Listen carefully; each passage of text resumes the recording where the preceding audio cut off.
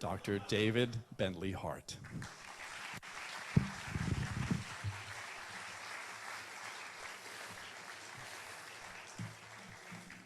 Well, that was fun.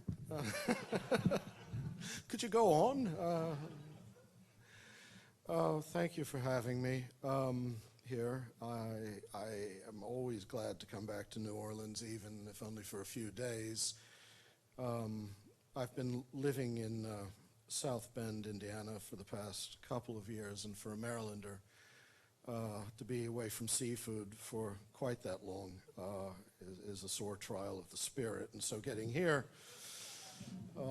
is a liberation. Normally I wouldn't travel this time of year, postseason baseball and all. For those who are interested, in the top of the seventh, the Dodgers are leading the Nationals 4-3. But I better set that aside. This talk, in a sense, is a broad overview of a project. I can't pretend that I'm going to offer a single, seamless, or complete case for what interests me, simply because I want to give some sense of what I've been working on at NDIAS, at Notre Dame, the other Notre Dame, the one with the somewhat larger football program. Catholicism is also a religion there, I understand, but so far I haven't seen anything like the same devotion, but I've been working on this project for some time, and not alone either. I've benefited greatly from philosophers, theologians, cognitive scientists. There are people in physics and evolutionary biology. The cognitive scientists can be the most annoying. Good people, but it always takes them a little extra time to figure out the difference between cognitive science and the question of consciousness. But once they get it, they're quite tractable. So let me just sort of try to describe the issues that I'm working on and the train of reflections that in a more rigorous form will appear in the book that emerges from the work I'm doing at Notre Dame, and that was adumbrated in, not my last book, but the one before that, in a long passage on a long chapter on consciousness. To anyone whose knowledge of philosophical and religious intellectual history extends back more than, say, 3 or 4 centuries, let me start by saying, what often seems most curious about current debates regarding philosophy of mind or philosophy of consciousness, or even the nature of the soul, depending on what angle you're approaching it from, can be the narrowness of the intellectual range they exhibit. We're all inheritors of a picture of reality shaped by the mechanistic metaphysics of early modernity. We, and as such today, are confronted by a somewhat preposterous dilemma when we attempt to make sense of the reality of intentional, unified consciousness, the first-person perspective that is in each of us the I, who says, I think. Within the mechanical narrative, matter is no more than mindless mass, and physical causality no more than mindless force. And so the causal power of, say, conceptual abstractions or volitions or final purposes creates a considerable theoretical problem, one that seems to allow of only 2 possible solutions in the modern framework. Either some version of Cartesian dualism, in which the body is a machine centrally operated by an immaterial homunculus called the soul, or a thoroughgoing mechanical monism in which mind or soul is an emergent result or epiphenomenon of unguided physical events. Between the high, grim escarpments of these 2 options, there's really only a very narrow pass. And trapped as they are in this defile, many materialist philosophers or neuroscientists naturally assume that if they can only dispose of the Cartesian soul once and for all, they will have by default established the supremacy of the physicalist position. And they also naturally assume that to chase that fabulous and anxiously alert little imp away, They need only find a sufficient number of instances in which the brain operates without immediately conscious supervision on the part of any purely rational, cognizant agency within. Moments, that is, when the homunculus appears to be asleep at the controls, for then they'll have proved that everything, mind included, is only a form of mechanism after all. The Benjamin Libet experiments on free will were an early example of this, conceptually confused, but famous. There really is a certain poignancy at times about the spectacle of cognitive scientists and philosophers of mind, those who are really materialists, exerting themselves to tear down the Cartesian partition, separating body from mind in the hope of demonstrating that, after all, there really is no wonderful wizard to be found on the other side pulling the levers. But alas, the mechanistic paradigms within which they operate condemn them to a very simple and dialectically inescapable choice. If they are not to believe in a ghost mysteriously animating a machine, then they must make themselves believe in a machine miraculously generating a ghost. And the inconvenient problem bedeviling the project is that the reduction of consciousness to mechanical causes is probably empirically and logically impossible. Occasionally, even a materialist scientist will recognize this, but it's Christoph Koch would be an example of one of the greatest neuroscientists alive, who wrote their magisterial volume on the science of consciousness from the perspective of emergentism, emerging from neurological complexity. He has come to conclude that this was all a misguided project and that consciousness isn't reducible to the machinery of the brain. But instead of embracing the alternatives that might naturally occur to some of us or not, he has embraced a kind of panpsychism, which I'll explain below, which simply says everything is already conscious, so stop asking. But but think about what we do when we think. In those moments of wonder with which we are confronted by the strangeness or the fortuity and the pure givenness of things, we're confronted by two mysteries. No less wonderful than the existence of things is our consciousness of them, our ability to know the world, to possess a continuous subjective awareness of reality, to mirror the unity of being in the unity of a private cognizance, to assume each moment of experience into a fuller comprehension of the whole, and to relate ourselves to the world through acts of judgment and will. Actually, I just need the clock on here. I'm not checking the scores. In a single movement of thought, the mind is capable of receiving the world in both its integrity and its diversity, of holding past, present, and future together, of contemplating reality at once under both its particular and general aspects, of composing endless imaginative and conceptual variations upon experience, of pondering itself as it ponders the world, and all that while preserving the limpid and silent presence to itself in which it indivisibly abides. Being is transparent to mind, mind to being. Each is fitted to the other, open to the other, containing and contained by the other. Each is the mysterious glass in which the other shines.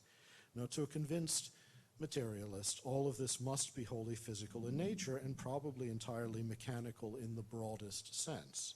Even if the science as yet eludes us, consciousness must be explicable entirely in terms of the interaction between our neural constitution and the concrete world around us.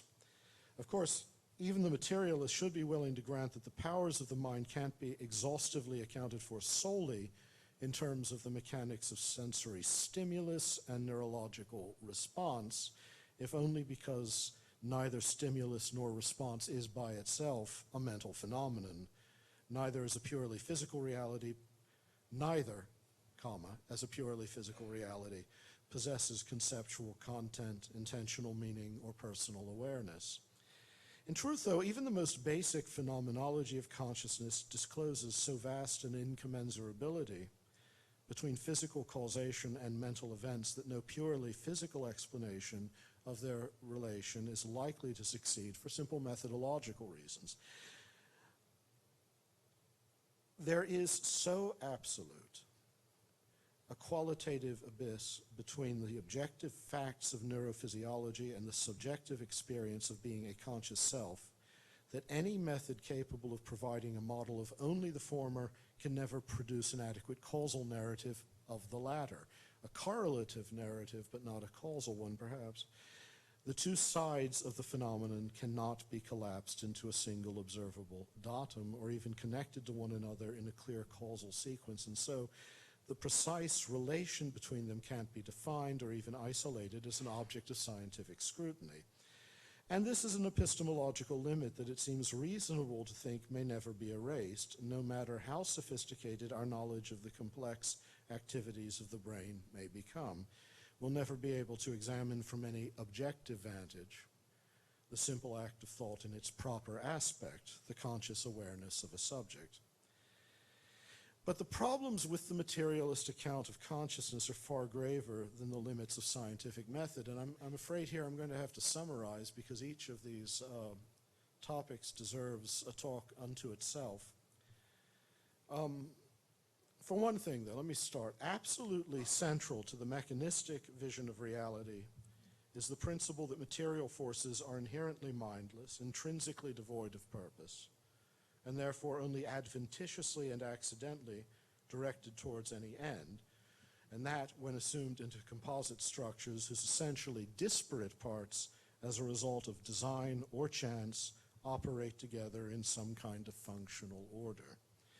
And if complex rational order is extrinsic to what matter essentially is, how much more so must rationality itself be as an act?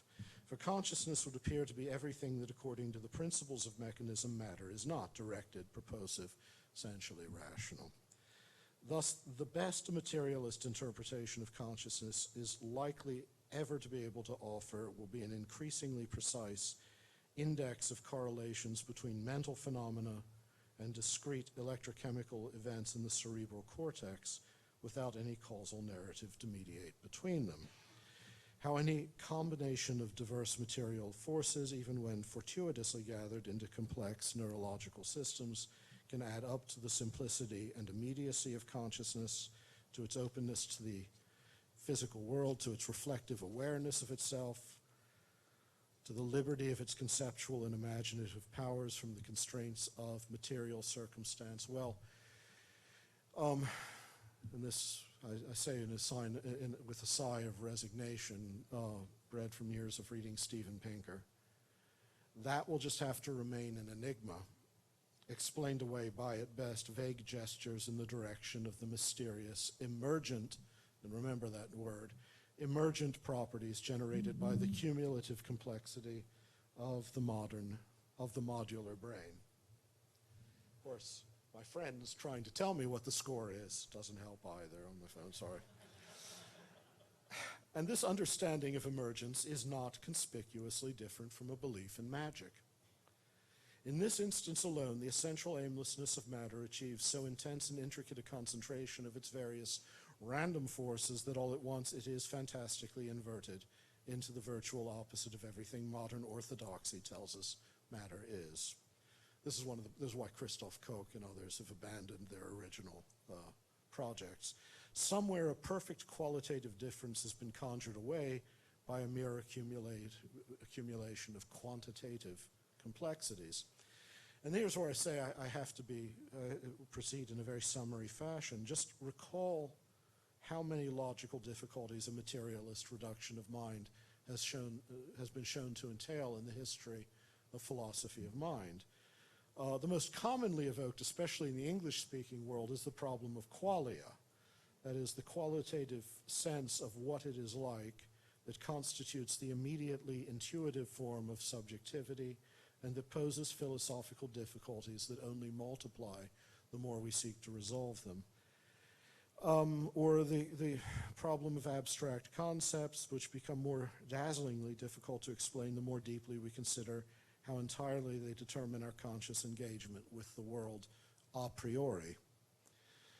And of course, there's the problem of reason, which is sort of a classic argument. For to reason about something is to proceed from one premise or proposition or concept to another, in order ideally to arrive at some conclusion in a coherent sequence whose connections are determined by the semantic content of each of the steps taken.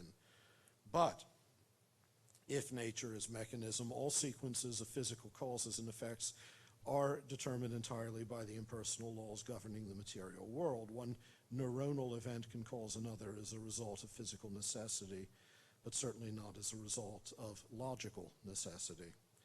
And the connections among the brain's neurons cannot generate the symbolic and conceptual connections that compose an act of consecutive logic, because the brain's neurons are connected organically and interact physically, not conceptually. Then, of course, there are the two greatest difficulties of all. I'm skipping a few here, but forgive me. But one, intentionality itself, what the great Franz Brentano called the supreme mark of the mental, inseparable from every act of consciousness, the mind's directedness, its aboutness, its capacity for meaning by which it thinks, desires, believes, means, represents, wills, imagines, or otherwise orients itself towards a specific object, purpose, or end. For the mind knows nothing in a merely passive way, but always has an end or meaning towards which it is purposively directed as towards a final cause. And there is absolutely no intentional reciprocity between the mind and the objects of its intentions. Thoughts can be directed towards things, but if the modern picture of nature is true, at least, things cannot be directed towards thoughts. Intentionality is finite and concerned with things under specific aspects, whereas material reality is merely an infinite catenation of accidental events, and so the specific content of the mind's intentions must be determined by consciousness alone. One could never derive the specific meaning of a given physical event from the event itself, not even a brain event, because in itself it means nothing at all, at least proceeding from modern premises. And even the most minute investigation of its physical constituents and instances could never yield the particular significance that the mind represents it as having. So the teleology of intentionality is entirely is an act of consciousness towards the world, which is contrary in its sheer phenomenological structure to everything that modern orthodoxy tells us nature is, and yet it can't be derived from nature. And then there's also the transcendental unity of consciousness, which makes such intentionality possible and which poses far greater difficulties for the materialist than the mere neurological binding problem. That is, the question of whether there's an executive module in the brain in which cognitive faculties are organized. Even Kant, who didn't think that the argument from the unity of consciousness could be used to prove the immortality of the soul, which it had, traditionally been invoked to do, even Kant admitted that it made a materialist understanding of consciousness logically insupportable. Anyway, that's just a rough sketch. In the end, there will always remain that essential part of the conscious self that seems simply to stand apart from the spectacle of material causality.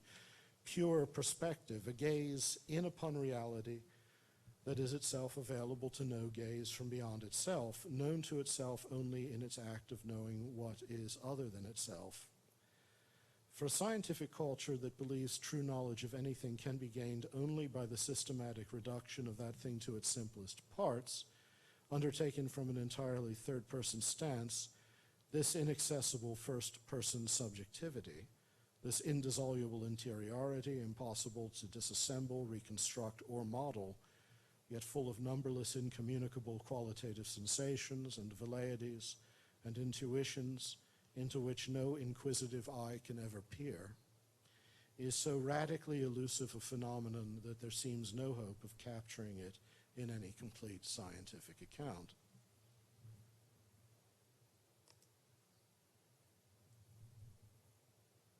But attempts to solve the problem of consciousness in materialist terms have been, vigorous and serious. But even those who engage in them can generally recognize that they inevitably seem to exchange one explanatory deficiency for another. Or even, to be honest, let me say this, apart from the script here, most of them tend not so much to offer a solution to the problem, but simply to restate the problem in a way that momentarily seems to elucidate it, but doesn't. Supervenience theory, for instance, which I'll get to, is a perfect example of restating the problem in such a way that you for a moment don't notice that all you've done is restate the problem. The most daring of these attempts, I have to say, is a line of thought known as eliminativism, which works a series of curious if you've ever heard of Paul and Patricia Churchland, they would be the archpriest and priestess, or priest, these are priests of this. I got to get away from these gendered terms, I'm sorry, even when being witty. The idea of eliminativism works a series of curious variations on the notion that all truths about the world can be entirely reduced to, and so more correctly described by, the facts of physics. The genuine, fully developed eliminativist position, this is not a caricature, I mean, this is really how it goes, is that there really is no such thing as consciousness at all, and that all talk about minds, intentions, ideas, convictions, thoughts, and so forth, belongs to the quaintly primitive patois of folk psychology. Ideally, we should be able to dispense with such language altogether and instead speak solely in terms of discrete physical processes and material elements, thus eliminating all pre-scientific allusions to persons and mental events entirely. The Churchlands, try to talk this way in person. They talk about their love life as the exchange of... Never mind. But they only get as far as the biochemical. They still haven't reduced it to physics yet, so yeah. Consciousness and thoughts and the like are just figments of folklore. They have no real existence in themselves, and the eliminativist dream is that one day we will dispense with talk of them altogether in favor of some purely particulate and physically causal description. Now, clearly, I'm not going to go into a long refutation. I mean, for this, I would just say it's little more than the genetic fallacy monstrously amplified into an interminable successions of reductions to absurdity. And its guiding premise, which is the arcane idea that somewhere out there, in principle at least, there exists an infinite narrative of physical particularities that could supplant all references to unified states of consciousness without any empirical remainder, strikes me not so much as audacious as hallucinatory. But what else is to be done? I mean, this is a serious question. I like the eliminativists because I think they're the ones who are thinking most clearly about what materialism requires. There are materialist or naturalist alternatives to eliminativism, but they don't do enough to prevent supernaturalism from creeping back in. One can argue that consciousness is real, but that it emerges from purely physical forces. This, however, creates more questions than it answers. A true physicalism makes no allowance for emergent properties in nature that are all not already implicit in their causes. Unless then one is positing the existence of proto-conscious material elements, and we'll see there are those who do just this, particles of intentionality and awareness that are in some inconceivable way already rational and subjective, and that can add up to the unified perspective of a single conscious subject, one is just talking about some marvelous transition from the undirected, mindless causality of mechanistic matter to the intentional unity of consciousness, which again does not seem conspicuously better than talk of magic. Nor does it improve matters because the phenomenology of consciousness simply does not map onto the metaphysics of matter, of the mechanistic paradigm. Nor does it improve matters to assert that consciousness supervenes in one way or another on material forces. According to this approach, consciousness really exists and really operates through its own inherent properties, and so cannot be eliminated in favor of purely physical descriptions of things. At the same time, however, it's wholly dependent on its material substrate, and there can be no change of state at the level of consciousness without a corresponding change of state at the physical level. But how is that possible? How in physicalist terms could mental events operate as causes in any real sense in this scheme? They'd really only float upon the surface of a stream of physical causality that could not actually be interrupted in its flowing by any power from above. And such a picture of the relation of the physical to the mental, no matter how subtly conceived, would surely have to succumb to the same problems posed by the logical syntax and semantics of rational thought that I mentioned above, the problem of reason. So in what sense is supervenience theory a solution to the relation of mind and body rather than, again, as I said, a mere restatement of the problem? And the answer would be in no sense. Another option is epiphenomenalism, which takes up one of the challenges I just made, and this is a theory that says that consciousness is quite real, that it arises from physical processes, that it is not itself a cause, however, of anything. It is merely a phenomenal residue of processes that it cannot influence. In this view of things, all physical events do belong to a closed causal continuum. There we're sticking close to the mechanistic narrative, the causal closure of the physical. But some of these events have the curious effect of generating the ghostly epiphenomenon of personal consciousness, which, not itself being material, cannot enter back into the continuum from which it arises. Now, this means that though you might imagine that it's your consciousness of desiring to eat a cherry that prompts you to take one from a bowl and place it in your mouth, or your conscious belief in epiphenomenalism that prompts you to say, I believe in epiphenomenalism, nothing of the sort is true, because all of those bodily actions, including those words, belong to the realm of physical causality and occur entirely as a result of physical forces. There are several problems with this theory, however, I think the most obvious of which is that it's self-evidently false. There's no need to be coy here. I mean, your desires, beliefs, ideas, ambitions, plans, hopes, fears, intentions of every kind clearly do play a causal role in your actions. And I honestly, not to be unfair, but I think only a lunatic or a philosopher of mind could doubt this. But I'm not going to make the argument now. I mean, I can make the argument at tedious length. But I think I'm more interested, I'm more impressed by the naturalist version of panpsychism, which I mentioned above. This theory claims that consciousness is not a unique property of organisms with brains, but is a fundamental property of the universe at large, present in all physical reality in some form, perhaps as, say, a natural accompaniment to the exchange of information states that occurs whenever one material reality affects another, so that a thermometer or a coffee spoon could be said to be conscious, presumably at a fairly idiotic level, of a change in room temperature or stirring cream into coffee. Actually, the most recent version, the most up-to-date version of this is integrated information theory, the brainchild, or I don't know if I should put it that way, the child of Giulio Tononi, and it's also been picked up by Christoph Koch. I think it's based on just a linguistic error, confusion about how we use the word information, but it's very powerful. You know, it's a powerful narrative because of the amount of money is generated by grant committees or, funding research into integrated information theory. In this view of things, there is a qualitative and intentional dimension to everything, no less fundamental than the particles of matter, though entirely different from them in nature.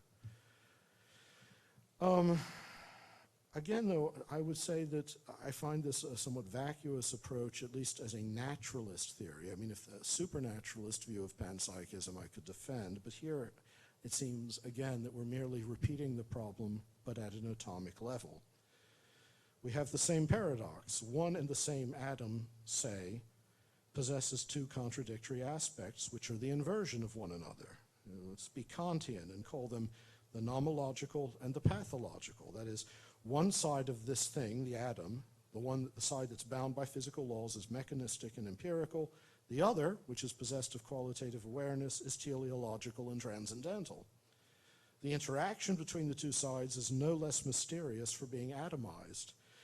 I have to say that sometimes when I read to Noni and others, I feel as if I've passed through the looking glass and I'm having the critiques of practical reason and of judgment explained to me by Humpty Dumpty. I'm just barely willing to countenance the irresoluble paradox of something being at once an empirical objectivity obedient to mechanistic determinism and also a transcendental subjectivity possessed of intentionality and freedom, but only as applied to myself and other persons. I'm not able to tolerate it as applied to my breakfast cereal. I mean, you know, how in good conscience could I lift my spoon? I'm not going to go ahead with it, but I mean, there are many theories, and there are serious. I don't think as yet a paradigm for a mechanistic reduction or for a material reduction of consciousness has even appeared on the horizon. It was much simpler as a question, I think, this entire relation of consciousness and body for the thinkers of antiquity or the Middle Ages, because at that point body and soul hadn't been divorced from one another, the former reduced to an intrinsically mindless mechanism, the latter to an intrinsically disembodied rational substance, and then forced to work out their differences under terms of settlement dictated by an unsympathetic metaphysical court. You know, you get charge of sexual desire, you have custody of chess. You know, this is certainly neither Platonists nor Aristotelians nor Stoics nor any of the Christian metaphysicians of late antiquity or the Middle Ages could have conceived of matter as something independent of spirit, to which spirit was something simply superadded in living beings. None of them certainly thought of either the body or the cosmos as a machine organized by rational force from beyond itself in a simple sense. They saw matter as being always already informed by indwelling rational causes and thus open to and in fact directed towards mind. And obviously neither Platonists nor Aristotelians nor Christians nor Hellenistic Jewish thinkers nor Muslim thinkers conceived of spirit as being immaterial in a privative sense, in the way that a vacuum is not aerial or a vapor not a solid. For them the spirit was more substantial, more actual, more supereminently real than matter, the pervasive reality in which matter had to participate to be anything at all. So the quandaries produced by early modern dualism then, like the notorious interaction problem, for example, simply didn't exist because no school conceived of the interaction between soul and body as a purely extrinsic physical alliance between two disparate kinds of substance. It's important to emphasize that word physical.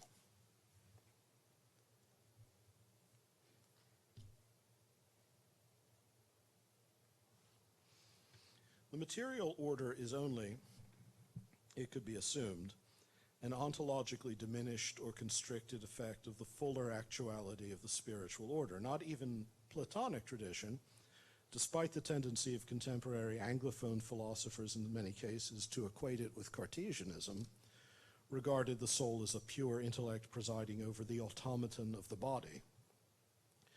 Rather, it conceived of the soul as the body's life, spiritual and organic at once, comprising the appetites and passions no less than rational intellect, and saw the body as a material reflection of a rational and ideal order.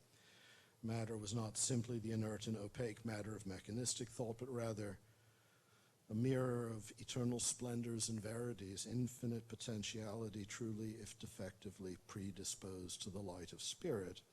For Aristotelian tradition, the human soul was the form of the body, the very essence and nature of human beings' whole rational and animal organism, the formal and vital power animating, pervading, shaping every person, drawing all the energies of life into a living unity.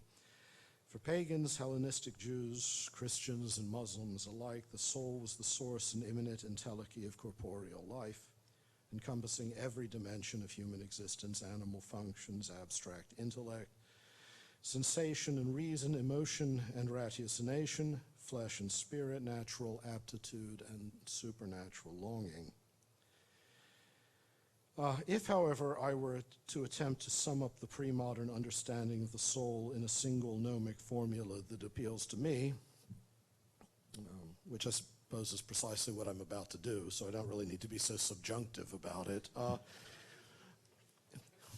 In order to sum it up in a single gnomic formula, I would say this: the soul, classically understood, ultimately coincides conceptually with existence itself. It is convertible with the very act of being, or rather, there is no such thing as the act of existence apart from the act of consciousness. And here's the point where I'm taking leave, I'm sorry, of the kind of arguments that are simply propositional, and I'm just describing the project as it will continue to take shape when I write it in the book. And here I'll be drawing to a great degree on figures as diverse as Husserl and Bernard Lonergan, but also Plotinus and certain Hindu thinkers like Ramanuja and others. But let me start by saying we've reached a curious juncture in the history of materialism, which seems to point towards a terminus either tragic or comic, depending on where your sympathies lie. For a number of naturalist theorists, it's become entirely credible. Read Daniel Dennett. And even logically inevitable that the defense of rationalistic values should require the denial of the existence of reason. Not that he'd put it that way. Or rather, intellectual consistency obliges them to believe that reason is parasitic upon purely irrational physical events, then it may well be the case that our non-existent consciousness is only deluded in intentionally believing that there's such a thing as intentional belief. Or they think that what we have mistaken for our rational convictions and ideas are actually only a colony of diverse memes that have established themselves in the ecologies of our cerebral cortices, or whatever. How that becomes a subjective, never mind. Modern materialism, it's only in a theory of mind, in philosophy of mind, where this becomes so evident, but modern materialism in some cases has reached a point of almost mystically fundamentalist absurdism on these points. But what's so astonishing here to me is not that some extreme proponents of naturalist thoughts venture such ideas, venture eliminativism. It's that any person of a naturalist bent could imagine that his or her beliefs permit any other conclusions. I mean, given how obdurately consciousness resists reduction to material causes, what reason is there, apart from devotion to the materialist catechism, for rejecting the more ancient intuition that the true order of ultimate causes is precisely the opposite of the materialist picture, and that the material realm is ultimately dependent upon mind rather than the reverse, say? I'm just giving a case here. I mean, what's the compelling logic? That the original actuality upon which all contingent beings depend, that is to say, is at the same time a limitless act of consciousness. What could we possibly imagine we know about matter or mind that could preclude such a possibility? We've no plausible causal model for how consciousness could arise from mechanistic physical processes. No reason at all to presume some sort of necessary dependency of mind upon matter. We know there's a close liaison in ourselves. Conversely, we have far better warrant for believing in mind than we do for believing even in matter itself. Of the material world, we have compelling evidence, of course, if you stub your toe, but it consists in mental impressions and conceptual paradigms produced by and inhabiting the prior reality of phenomenal, unified, intentional consciousness. Of consciousness itself, however, our knowledge is immediate and indubitable. And as I said, here I'm getting very abstract, but the argument in the book is a good 10-hour argument, and I think the game would be over by then. It's a very old metaphysical puzzle, whether being and consciousness are entirely severable concepts, for instance. Could something exist in such a manner that it could not be perceived or thought about in any way at all, not even by itself, even in principle, just to take a very old question? In what sense would it be distinct from absolute nothingness? It certainly seems reasonable to say that being is manifestation, that real subsistence is revelation, that to exist is to be perceptible, conceivable, knowable, and that, moreover, to exist fully is to be manifest to consciousness. If there were a universe in which consciousness did not exist, in what sense precisely would that universe itself exist?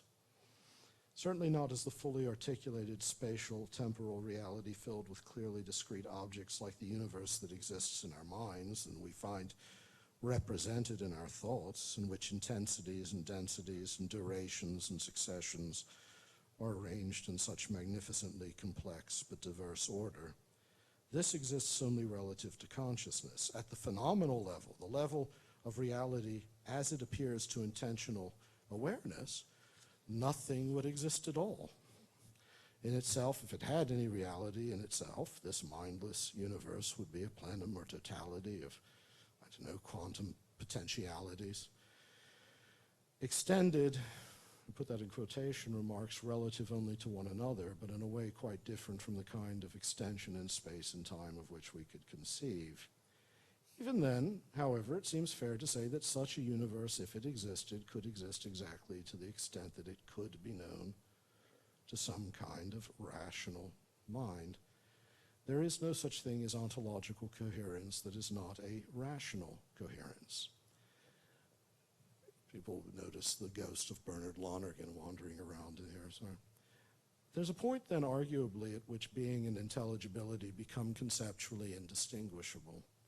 It's only as an intelligible order, as a coherent phenomenon, sensible or intellectual, that anything is anything at all, whether an elementary particle or a universe. Perhaps it's true that only what in principle can be known can in actuality exist, or so at any rate we have to believe. The rational desire to know the truth of things in every sphere is sustained by a tacit faith in some kind of ultimate coincidence or convertibility between being and consciousness.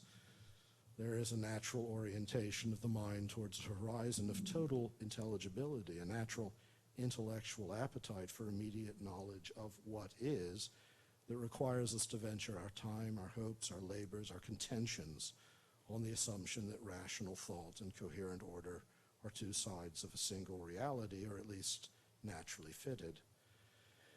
If we believe that the structure of reality can truly be mirrored in the structure of our thinking, then we also must believe that there is an ideal or purely intelligible dimension of reality that really corresponds to the categories and concepts that allow us to understand the world. I guess it's what they called Lonergan's backward Platonism. But there's such a wonderful transparency of the world to thought, and a wonderful power of thought to interpret reality coherently through forms and principles of an entirely noetic nature, that we cannot help but believe that being in itself is, or at least conduct ourselves as if we believe it is pure intelligibility. So here's the world we experience. Two poles, logically prior to the finite and identity of the impulses of the ego, the vanishing point of the mind's inner coherence and simplicity is met by the vanishing point of the world's highest values, that highest intelligibility. The gaze of the apperceptive eye within is turned towards a transcendent that which is forever beyond, and mental experience of the self or the world takes shape in the relation between these two extranatural poles. Consciousness contains nature as a complete and cogent reality because it has always preceded and exceeded nature. By their transcendence of all finite conditions, they give us a world. For me, at least at this point, the empirical self, the psychological individual, is itself, the way I think about it, only a part of nature as it occurs in the interval between these two transcendental poles. Prior to it is a unity that takes in reality through an orientation and ecstasy of the mind and will to the final cause of that horizon, the infinite. The whole of what we call nature is what we know as the interval between two transcendental realities, the apperceptive unity of intentional consciousness and the teleological university of being as total intelligibility. And the logical and ontological priority of neither admits of a materialist solution, and yet the material order is constituted as an intelligible totality by the relation between them. And so the continuum is broken open at both ends.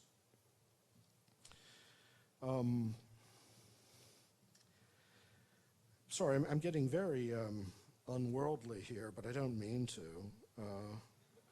But it's just metaphysical conjecture. This is if you're moving just from the phenomenology of mind, and before you make the metaphysical move, you find that metaphysical conjecture beyond the empirical is not only licit, it's the very structure of thought, the primordial shape of all empirical knowledge. The phenomenal is already metaphysical. The very possibility of nature is a supernatural dispensation, supernatural. So if speaking in terms of knowledge, the foundation of intuition and conception is the necessary relation of intentional consciousness to the whole of being as its final end, it's only rational to ask whether this ordo cognoscendi is an inversion of the ordo ascendi. This order of knowledge is an inversion of the order of being, a glimpse of, speaking ontologically, transcendent being is the source and ground of consciousness. Now, however, let me say this. If world and mind really are open to one another in any way, then once more it seems we should accord a certain causal priority to mind over matter in our picture of reality. I'm nearly done, I promise. If the materialist understanding of nature were essentially correct, it would be difficult enough to account for the existence of consciousness, but far more difficult to say how consciousness, in all its exorbitant difference from the purposeless welter of physical causality, could actually capture the truth of physical reality in the exquisite trammels of its concepts. Yet it certainly seems that in abstracting experience into various kinds of ideal content, formal, mathematical, moral, aesthetic, and so on, the mind does indeed extract knowledge from what would otherwise be meaningless, brute events. And in fact, reality becomes more intelligible to us the more we're able to abstract it into concepts, to arrange it under categories, to arrange our concepts under simpler, more comprehensive, more unconditioned concepts. We're always trying to ascend towards the simplest, most capacious concept our minds can reach. That's why when we say that something has become intelligible to us, it means that we have an idea of it that can be understood according to the simplest abstract laws without leaving behind an empirical or conceptual remainder. That may just be an ideal of knowledge, but it's the one that we have to work with. And this being so, again, it makes perfect sense that so many ancient and medieval philosophers took it as a given that the ideal dimension of things, their intrinsic intelligibility, was not only a real property of their existence, but in some sense identical with that existence. What is an idea, however, other than the expression of a rational intentionality? And how, therefore, could being be pure intelligibility if it were not also pure intelligence, as Lonergan asks? It's okay to mention Lonergan here, right? Sometimes I talk in Dominican places and, beer bottles begin flying. Something has to be said for his famous argument that the unrestricted intelligibility of reality leads thought to God as the one unrestricted act of understanding. I'm not going to defend it here, but I will in the book. As the mind moves towards an ever more comprehensive and supereminent grasp of reality, it necessarily moves towards an ideal level at which intelligibility and intelligence are no longer indistinguishable. For what is the ideal other than the known? The mind can be a true mirror of objective reality because we assume that objective reality is already a mirror of mind. And the ascent towards ever greater knowledge is, if only tacitly and contre cœur, an ascent towards an ultimate encounter with limitless consciousness, limitless reason, a transcendent reality where being and knowledge are always already one and the same, and so inalienable from one another.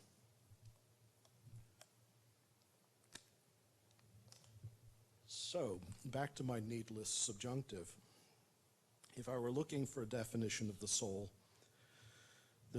that best describes where my project is going to end up, it would be something like a restricted instance of that unrestricted act. Like light captured in and refracted by a prism, being, or consciousness, expresses itself in the faceted finitude of our natures. But it is God in himself who is the logical order of all reality. See, You pull back the veil, theology emerges again. The ground both of the subjective rationality of mind and the objective rationality of being, the transcendent and indwelling reason or wisdom by which mind and matter are both informed and in which both participate. If indeed to exist is to be manifest, as I said above, to be intelligible and perceptible, and if to exist fully is to be consciously known, then God as infinite being is also an act of infinite knowledge. He is in himself the absolute unity of consciousness and being, and so in the realm of contingent things, the source of the fittedness of consciousness and being, each to the other, the one ontological reality of reason, as it exists both in thought and in the structure of the universe. Thus, when one looks inward towards that vanishing point of unity that makes the whole of mental life possible, one looks, as all contemplative traditions insist, towards the source and ground of the mind, the simplicity of God, the one ground of both consciousness and being. More inward to consciousness than consciousness itself is that light that imparts life and truth to the soul, and the mind's interior journey towards its own wellspring brings it to a place where it finds itself utterly dependent upon the sublime simplicity of God's knowledge of all things in his knowledge of himself. And thus also when one looks outward towards the world, one looks towards that same source, that same unity of being and intelligibility. So whether one looks outward or inward, the soul looks upon the soul, or to say the same thing from the opposite angle, being looks upon being. And thus, in either case, one encounters God in his self-disclosure. Thank you. I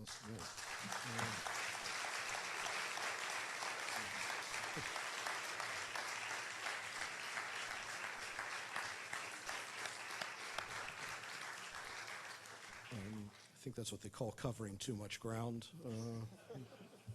Anyway. We're going to take a 5-minute stretch break and then return for questions.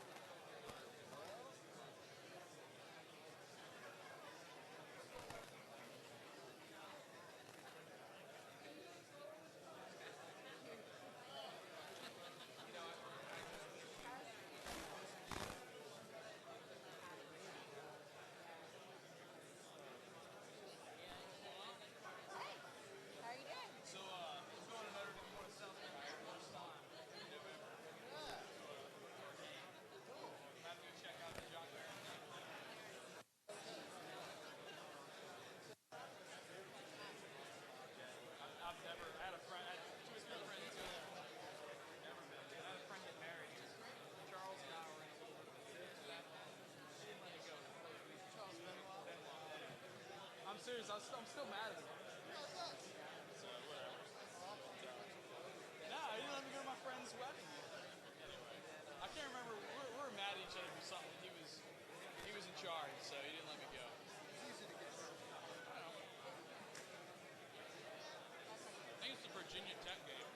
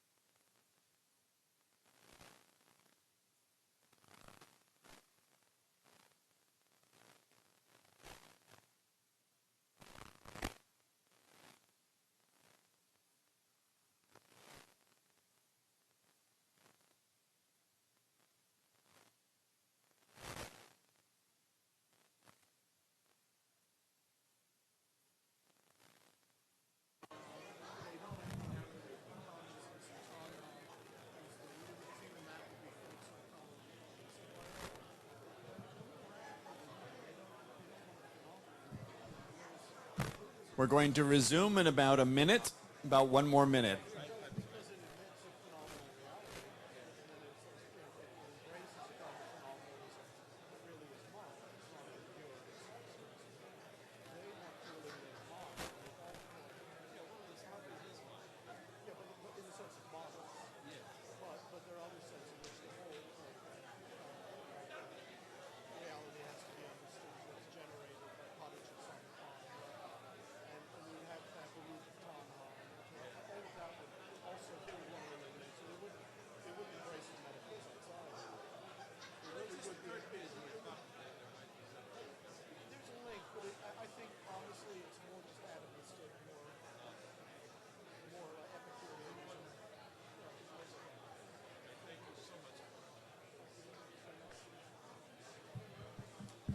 Okay, we're going to resume now, so please take your seats.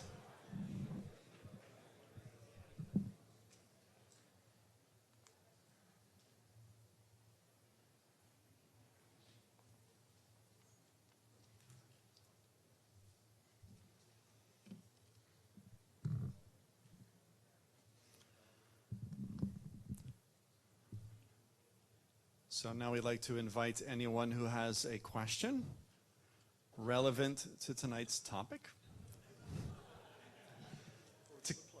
or to the playoffs to come up to the microphone right here. Just step up, stand in a line behind the microphone, and a little bit of etiquette. We ask that your question, of course, be respectful, that it not be a comment, but a question. We ask that you limit yourself to one question, so others have a chance to ask a question. We ask that you not stand and ask a follow-up question for the same reason, although you may stay there if Dr. Hart wants to ask a clarification of your question. So, let the games begin. Martin Ahierber, Diocese of Tyler, third year theology. I want to take you to the African world where... Okay. where I mean, really, can we go on a trip? Where reality is not one or many, where it's neither one nor many, where we don't have problem with polarity, one against the other, or the binary polarity. So my question will be, what is the relationship between consciousness and myth? And myth? Yeah, see, we have been struggling in trying to say whether we could go beyond materiality or whether we could go beyond the empirical facts. And do you think there's a sacredness in secularity, or I'm sorry, I didn't hear the last part. Sacredness, like Sacredness. sacred secularity or materiality. With materiality. Yeah, I mean, I'm pretty sure that's two questions, actually, so I think you broke the rule right off the bat. Yes. My favorite living English philosopher, Stephen R.L. Clarke, has written some wonderful things about the relationship of consciousness and myth, and I endorse them all. Is that good enough? No. But, yeah, no, I mean, he wrote, for instance, this isn't about myth, but he wrote one of my favorite essays of philosophical essays of the past 100 years called How to Believe in Fairies. And it seems like a facetious title, but he was making a point about the phenomenon, the world of consciousness that we inhabit, in which, say, sort of like the mechanistic picture of nature is only a local region, and obviously one that in its own right commands no more claim on our credulity than the dream worlds or the worlds of myth or other states of consciousness that reveal. But again, I'm as a instinctive, just basic, average Neoplatonist, semi-Vedantic, Madhyamaka, sort of Taoist Christian. You meet them everywhere. I'm disposed to think that way anyway, But no, I think actually that's a great question. The problem is I think it's such a subtle question that I don't know if I could answer it in a good way. But I will direct you to Stephen R.L. Clarke, and I am planning to write on that issue when I can, as it happens, if I can think of something to add to what he's already said. I do think that there's a sacred dimension in everything. The secular world, though, is a particular narrative. It's not if you mean the material world, yes. If you mean the secular world, that's a more difficult question because secularity is an historical narrative which carries with it a metaphysics that in some sense doesn't reinscribe the ancient division between the sacred and the profane, but rather between the false, the supernaturalist, and the empirical, which is not a realm of the sacred in any sense. So yes, definitely the material, all things are charged with the glory of God, but the secular as an historical narrative, I don't want to force them. I don't want to, say, you really believe in God, you don't just know it. Seems to me an arrogant, I mean, it's true, but it's really arrogant of me to say it. So, Thank you very much. I wanted to follow up on your comment about Dennett and your statement that he's not going to come right out and say it, but logic as we define it doesn't really exist because eventually we're going to figure out a way to reduce it materially and understand how all the physical realities of the brain are working together to get these logical conclusions, if I understood you correctly. Yeah. So my question would be, you have a somewhat skeptical view of the future, it seems, of materialist kind of theory as far as brain activity goes. My question would be, how would you respond to somebody like Dennett, who I would assume would say to you, well, we just haven't figured it all out yet.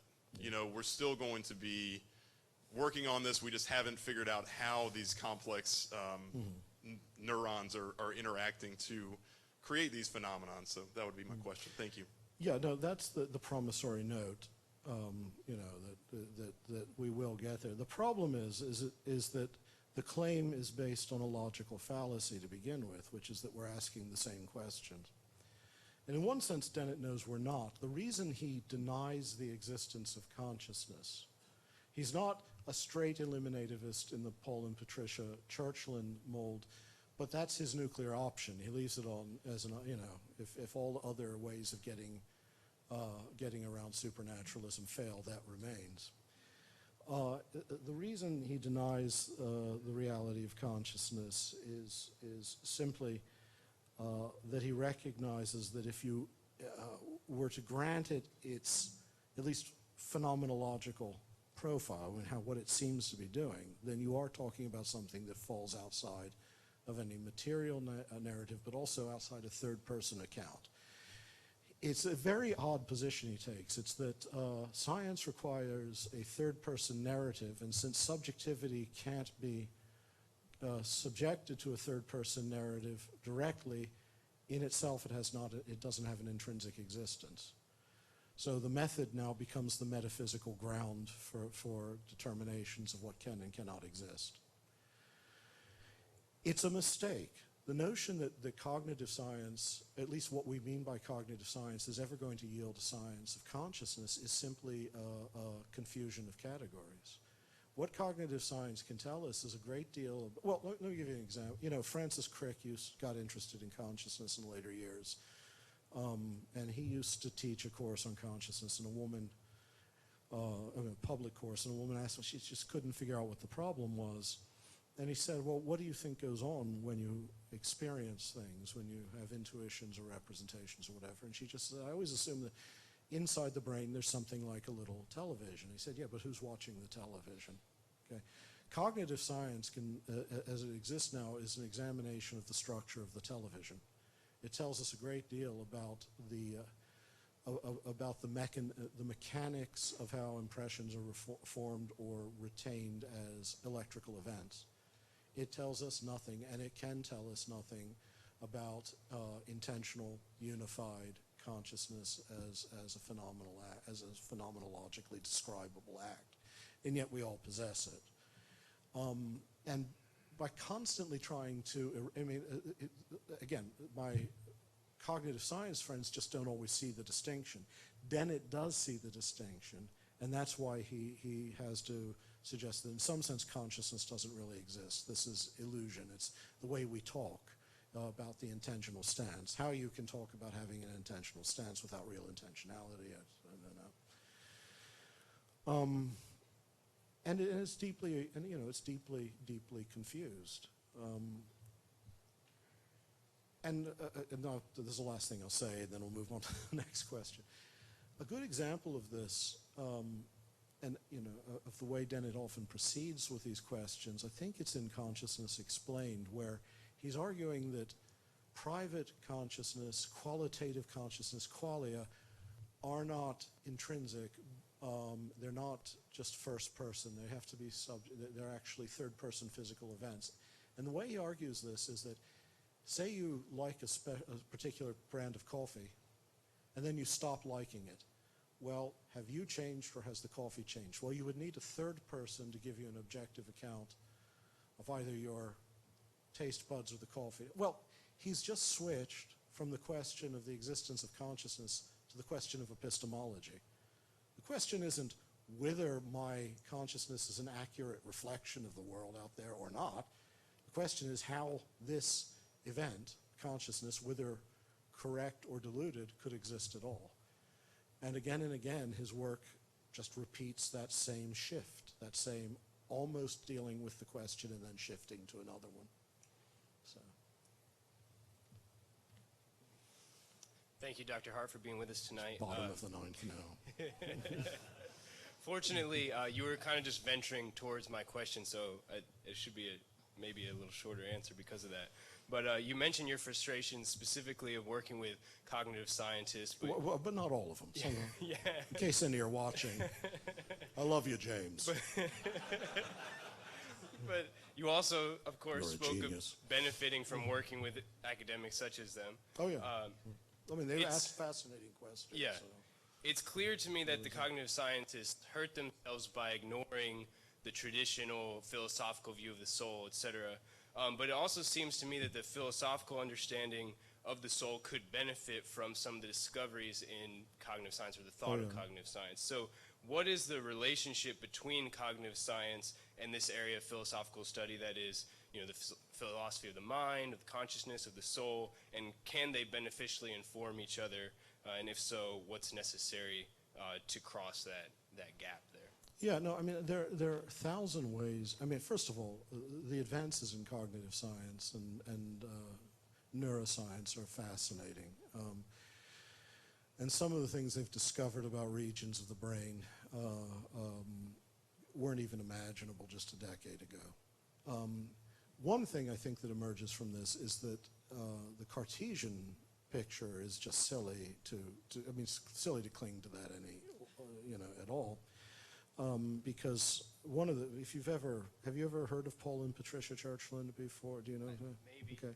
Well, if Patricia Churchland is defending eliminativism, she always understands the only alternative to be Cartesianism. She's literally unaware that there are other understandings of the relation of body and soul. I think, also questions of rational function can, for instance, I know a lot of people at NDIAS and at Notre Dame. I met a lot of people who work with animal cognition and animal function, and they're all quite clear on the vast difference between humans and animals, but at the same time, a lot of their findings call into question the kind of neat absolute partition between sensible and rational that's, say, part of kind of the more doctrinaire Thomistic school of thinking about mind, that they have to think in a subtler way here. Still, all that said, it is the case that in some sense we're asking two different questions, and so it's never going to be the case that one is going to be decisive for the other.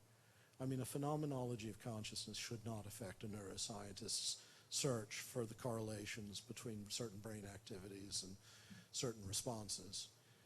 But neither should a neuroscientist's interest in integrated information theory and trying to come up with the quantum of phi, conscious. That should never, ever, ever be allowed to distract philosophers of mind from what the question of consciousness really is. And in the Anglophone world, that's a real danger, because people in analytic philosophy so often are so anxious to seem scientifically on the cutting edge. There is a sort of science envy in some quarters of the analytic world. You also want to keep the lines of demarcation there, so you understand these are not the same question. Okay.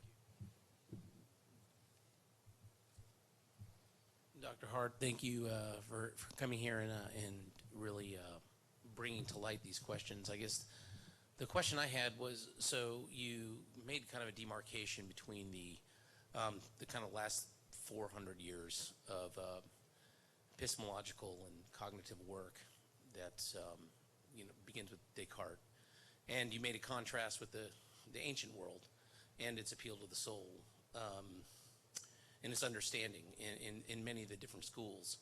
But we know that the modern materialists draw from the atomist school, Democritus and so on and so forth, as rivals of Aristotle and Plato, and in many ways that there was a constant battle in the ancient world, if you will. And one that's often misrepresented, however, but yeah. Right, and I guess what I wanted to touch on is in your work. It seems when the Daniel Dennett's and the Pinkers and the others bring up the arguments, they think it only begins with Descartes, and I'm thinking of like Richard Popkin's work that would bring forward that there is this entire tradition of materialism and skepticism that are tied together. And how do you respond to? In other words, I think one way to respond to them is historically, that they're pulling from a tradition and they're pulling those assumptions from the traditions, then to build upon their scientific work. Are you kind of taking them on? I guess both in just the historical kind of, and I'm thinking like McIntyre's way of understanding tradition theory, that they're pulling, almost assuming a tradition and trying to use that as a basis of sounding scientific, as you say. I'm not entirely sure I follow everything you're asking, but I think I get the general drift. I'll say this. What my experience is what most of them are unaware of is the difference between metaphysics and method. The reason they tend to be confined to a modern view of the matter is that they're thinking in terms of matter as mechanism. Right. Now, the atomists don't exactly do this because they don't have a sense of mechanism in that sense. And they're concerned with how the appearance of purpose can arise from a purposeless process. Now, in that degree, in that sense, they are in line with the atomists. But they're specifically concerned with mechanism. And the point of this is, of course, they are inheritors of the early modern notion of, ideal of a purely inductive science and nature viewed as a machine for inductive purposes. If you just, you prescind from any notion of final or formal causes and can concentrate entirely on functions, then you can inductively arrive at an understanding. Now, of course, pure induction is a fantasy. It can't be done. You always start with questions that are proposive. And that being the case, you can never get to a place where you've actually discovered anything apart from the question of purpose. But then as a metaphysical gesture, you can say, but that's a way, that's a façon de parler, in point of fact. There is no purpose. This is just the epiphenomenal residue of purposeless forces. How you would know that then, however, when your method can never get past the question is another issue. But having that as their method, in the background, we know the history of modern thought in this regard. What began as method became a metaphysics, because the ambition of the new science to control and understand nature also had within it the ambition to know everything that can be known. Laplace, if I just, a mind with sufficient information about the disposition of all particles and all the history of And so the method, which should be nothing more than a kind of bracketing out of certain questions so you can concentrate on it, now becomes a metaphysics, and what does not conform to the mechanistic narrative is by definition false. The problem is, okay, you've set yourself, and it's funny actually, I talk about Dennett, but it's true of a lot of them. They're thoroughly mechanistic. I mean, it's as if, in about everything, it's as if they've never even heard of quantum mechanics or they're mechanistic about molecular biology, about physics, about everything. Consciousness does not suffer description in mechanistic terms. It is, as a phenomenological act, not only intentional, it is intentionality right through. It is teleology. It is final causality from beginning to end. It doesn't have any non-teleological element in it. And so they have to find a way of accounting within a mechanistic narrative for the very thing, subjective, intentional, unified, that what they want is something that's objective, non-intentional, plural, composite, and describable entirely in third-person terms. No such, that's never going to happen, So they're bound to a metaphysical premise.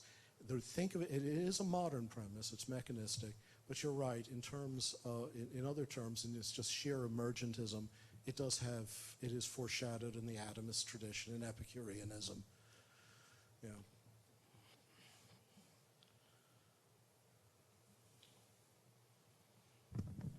Hi, thanks Hello. again for sharing your insights. If I leave here with a small percentage, I'll be richer for it. Thank you. Yes. And the Dodgers won. That's good. So go on. I'll try. Sorry. Guys. I'm just getting these messages from I have too many friends. So, It's a hard problem to have, I know. we never really leave high school, So, in my experience, it's been that our wives do. Sorry. my question has to do with consciousness and awareness. And in my experience, I can come to try to know a lot of facts about a thing, but not necessarily grow in charity or become a better human being. And so I wanted to ask you about the connection, as you see, between a kind of intellectual awareness or deep understanding of a thing from the aspect of truth and the relationship of consciousness and being. Yeah, I mean, I don't think I did I doubt if I did a very good job hiding my somewhat Platonic tendencies. I do believe in a an ultimate coincidence of these transcendental orientations of consciousness, so that it's impossible truly to know without the impulse, without love. I mean, really, honestly, I mean, this is and impossible to love without knowledge, obviously. That the nearer one comes to an appreciation of the transcendental orientation of the mind's intentions, the more you realize that the good, which is the end of the movement of the mind, and the light that clarifies what you know as you approach it, is as much a moral as an intellectual discipline. You can't separate those two things. And if you try to, you end up with a kind of diabolistic view of knowledge in which it's simply power and control of what's near at hand. And in that very way, fail to know it for what it is in itself. It becomes an implement of your will rather than a revelation to your heart. So, I mean, I think that I'm very much in that tradition that believes firmly that the moral discipline of charity and the intellectual discipline of seeking the truth for its own sake more and more coincide and converge as the mind ascends towards what is real. But again, it's such a deep question, and I'm afraid I can't really do it justice in 2 or 3 minutes. So, read Gregory of Nyssa. That's my advice to everyone. So, We have I thought this might be fun. We have a viewer in Norway. is it my brother? Is he from Norway? My brother lives in Norway. Yeah. Username Newt Jonas. No. I don't have any newts in my family. No Canutes. His English is a little rough, but I thought since he was from Norway, I would ask this. He's asking,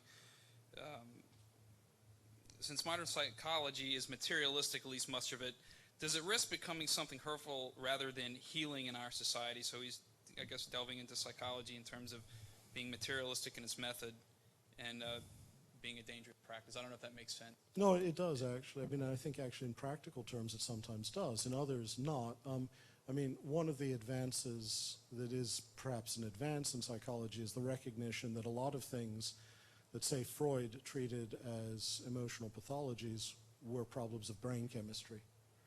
So there's nothing wrong with knowing that. As again, there's a lot to be learned from the mechanistic approach as long as it doesn't become a metaphysics. On the other hand, and this is, there's a wonderful book by philosopher and theologian Jeff Bishop, who's also a doctor, called The Anticipatory Corpse. And he's talking about the way modern medicine treats the body, rather than as an organic living system with an imminent, yes, but rather simply as a collection of physical functions, so that, you have people who are under treatment receiving 30 different pharmaceuticals, balancing each other out, trying to get the body treated as a machine, can do as much damage sometimes as, instead of change the way you live. In a lot of the practice of clinical psychology today, the assumption that we're just machines that need to be corrected, rather than living souls that need to be healed, does lead to practices that are destructive, to certain pharmaceutical solutions, pharmacological solutions that do more harm than good, of freewheeling willingness to use experimental pharmaceuticals whose ultimate effects we don't understand. So yeah, I do think that the problem of treating, the problem of treating the human being as a set of mechanistic functions that can be adjusted or corrected by the application of the right mechanical correctives can do considerable harm. And psychologists, have a lot of power. Okay, one more question. Yeah. I didn't mean to stop you. No. I was trying to look at him. He's very beautiful. Oh. Well, as these things go. I mean, that can lead you right up the ladder, right? Right, the that's first right, one. yeah.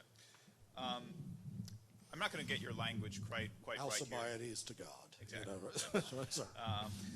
Sorry. You asked what the, and again, I'm not going to get your language quite right here, so maybe you can correct me if I miss an important distinction. But you asked what motivation there is left to resist the ancient intuition that matter rather is dependent on mind, that it flows that way rather than the other way. Well, yeah, why do we assume that that's the more rational alternative when throughout most of human intellectual cultural history, the opposite assumption has seemed more intuitively correct and seems better to accord with the problems. Right. Yeah. I suppose what pulls me persistently in that direction, while acknowledging that there's several very powerful and seemingly unanswerable challenges, is that we do have this account of natural history now that's hooked up to all kinds of other realms of knowledge and sort of practical knowledge, technology, right? Stuff we know it's true in some sense because it works. Where, mind is quite late. That it's late. Well, we don't. I mean, you can. I was talking about God's mind ultimately. Sure, I assume that was there originally. There's but, mind, yeah, right? But even yeah. if you bring that in to say that there is sort of mind originally, so there is mind before, but then at some point you have these little minds, right? Our minds. So unless you have a kind of infusion, there were others of before something. ours, but yeah. So right. I mean, Are we talking about angels or apes? I was talking about animals and rutabagas, actually. Okay. But I just mean that we're not the only conscious beings in nature. Sure. So right, but go on. Yeah.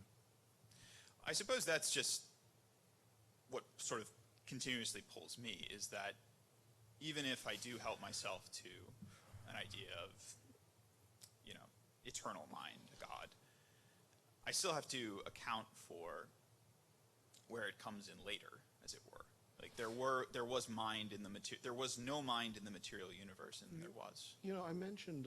Well, I wouldn't say that, but yeah, not mind as we understand it, certainly. But again, because time is short, I'll again recommend an essay by Stephen R.L. Clark in his collection, I think, From Athens to Jerusalem. It's called "Could or Can Consciousness Evolve?" And it's a brilliant meditation on just that question. And actually I think just his answers are ingenious. But I don't see that as a problem, because my claim about the structure of reality inhabiting mind, inhabiting consciousness, doesn't change the fact that it inhabits consciousness as a history, as a natural history, as well as a present experience of the universe. The problem remains, do minds appear in nature as emergent phenomena of physical processes? The logic of that is so difficult to make coherent. Or does nature become capable of conscious life at an ever higher degree, and consciousness is in some sense already there? And the latter seems to me, and the Clark essay is a wonderful argument, the latter can be argued with much more coherence. It doesn't seem to me a problem. But maybe if I think about why that would have that affective consequence for you, it might give me something to think about. So thank you very much for having me here. And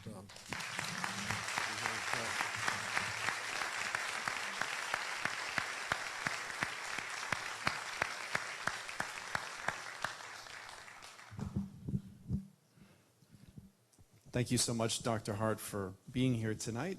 I have to say that I think tonight's lecture made my own brain sweat.